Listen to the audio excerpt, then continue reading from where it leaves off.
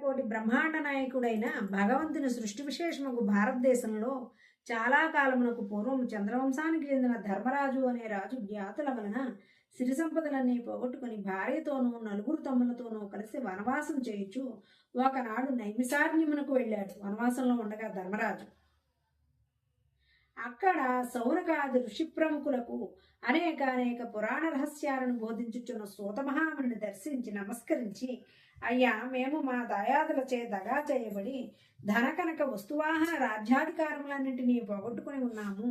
ఈ కష్టములన్నీ గడిచి మా రాజ్య వైభవమును మరలా మాకు లభించుటకు గాను ఏదైనా సులభమైన వ్రతాన్ని ఉపదేశించండి ప్రార్థించగా, సూతుడు అతనికి వినాయక వ్రతం చెయ్యి అని ఆదేశించేలా చెప్పసాగాడు. వినాయక వ్రతం చేయమన్నటువంటి సూతమహాముని ధర్మరాజా ఒకానొక సందర్భంలో శ్రీ కుమారస్వామి కైలాసవాసి అయిన పరమశివుణ్ణి సందర్శించి, తండ్రి, మానవులు ఏ వ్రతం చేయడం వలన సమస్తమైన విద్యా విజయ వైభవాలను పుత్ర పౌత్రాదిగా వంశవృద్ధిని పొంది అన్ని కోరికలు తీరిన వారే సకల సుఖ సౌభాగ్యాలను పొందుతారో ఈ మొహం కనిపించలేగతి అటువంటి వ్రతాన్ని చెప్పవలసింది అని కోరాడు. అందుకు సమాధానంగా శివుడు, నాయన కుమారస్వామి, సర్వసంపత్కరము ఉత్తమము ఆయుష్కామార్థ సిద్ధిప్రదము అయిన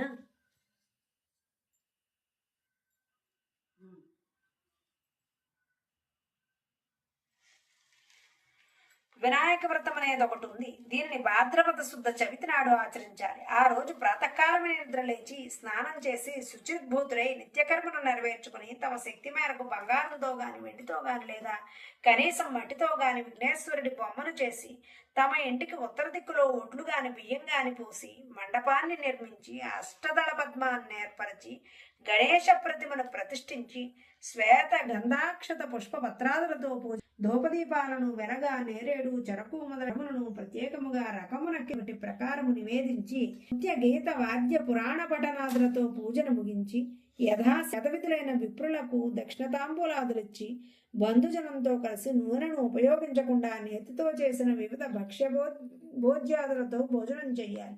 మరునాడు ఉదయమై స్నానం ఆచరించి స్నానసంధ్యలు పూర్తి చేసుకుని యథాశక్తిగా బ్రాహ్మణులను దక్షిణతాంబూలాలతో సంతుష్టిపరచాలి.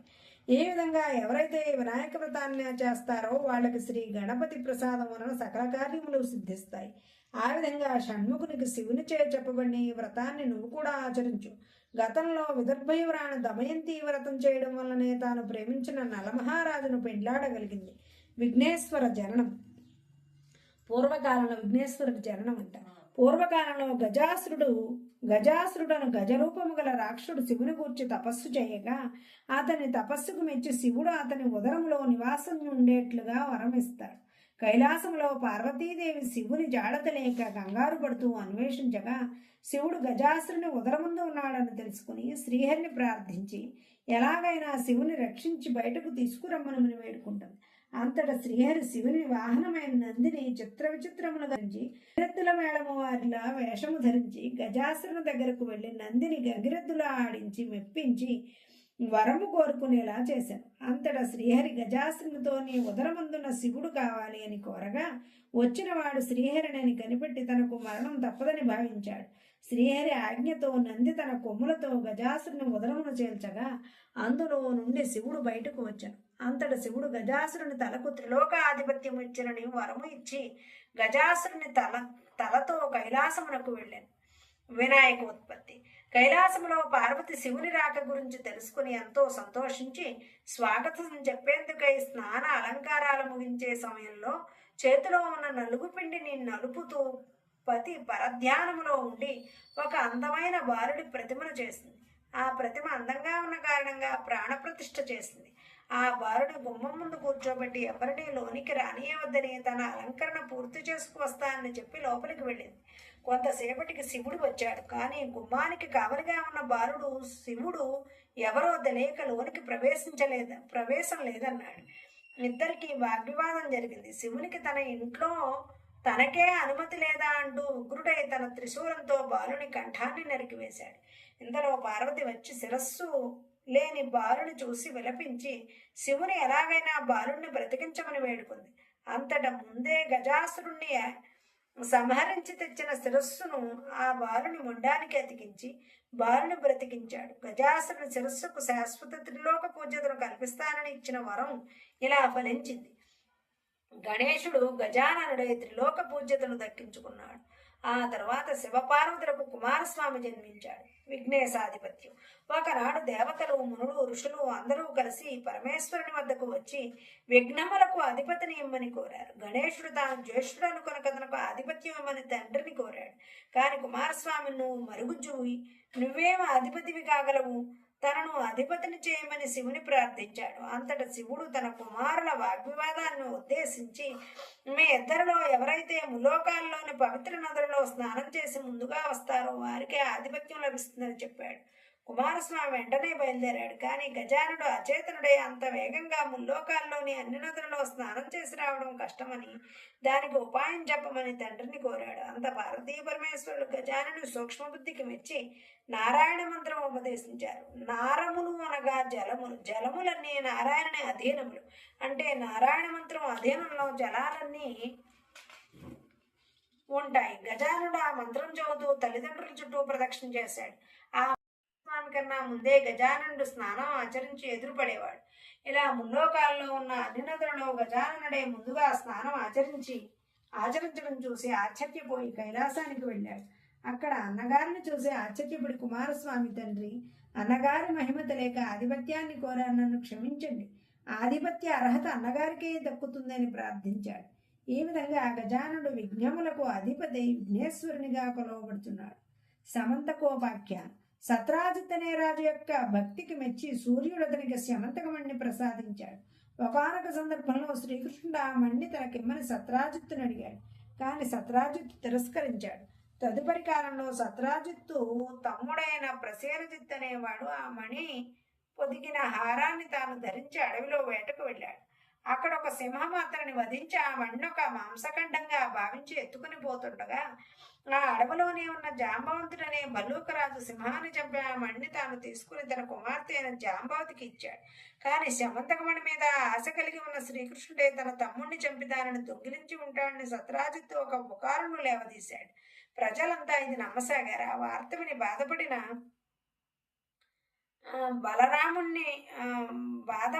బలరాముణ్ణి ఓదారుస్తూ శ్రీకృష్ణుడు, అన్నయ్య బాధపడకు, వినాయక చవితి నాడు పాలపాత్రలో చంద్రుడి ప్రతిబింబం చూడటం వల్లనే నాకు ఈ అపవాదు కలిగిందని చెప్పాడు.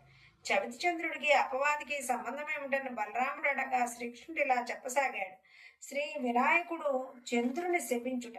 శ్రీ వినాయకుని జన్మదినమైన ఒకనొక భాద్రపద శుద్ధ చవితి నాడు కైలాసంలో కుబ్జరూపధరుడైన విఘ్నేశ్వరుడు ఆనంద తాండవం చేస్తూ ఉండగా అక్కడే ఉన్న చంద్రుడు అది చూసి అపహాస్యం చేశాడు.